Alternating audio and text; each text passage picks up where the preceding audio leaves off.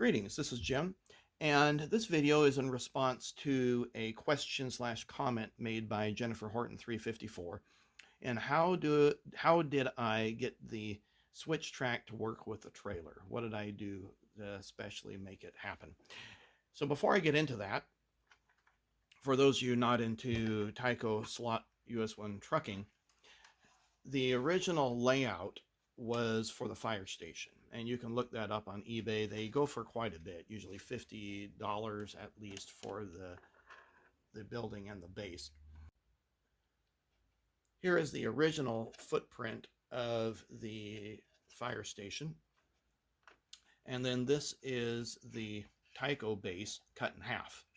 So what I ended up doing was I cut the base off here that used to be attached there and then glued it to this side. Now I ended up plastic welding the whole thing together, and what that means is that using styrene plastic, I used existing track pieces, and then plastic modeling cement.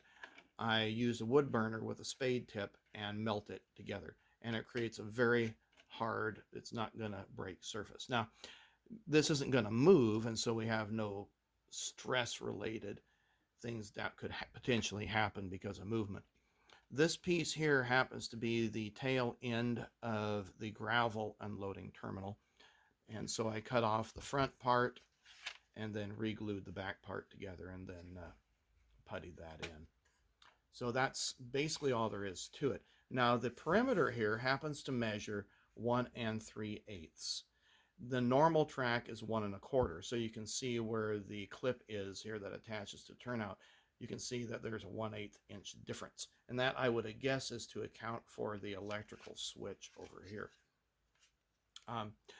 Looking at the underside here, you can see where I ended up gluing extra side pieces, and these I just cut off from some junk track. We all have junk track lying around, and or at least track that we don't mind salvaging, and so that is what I ended up using there. Now to get to the question, how does this work? Well, you'll see here the lever, and this lever actuates the switch way back here. So when the pin of the truck backs up, it then causes the switch to move, and then it activates the electricity on that side. So we'll do this again. Okay, so we'll come through here, and you'll see that the switch literally moves. There we go. And if I was a car on this side, then that's going to activate that. Now the trick with this, when the car backs up, then it activates the trick that way. Trick with this was, how do I not activate it with the trailer? And I want to activate it here, because what happened is it, as the trailer was backing up, it activated the switch, and then the front pin got pinched, and then it stopped.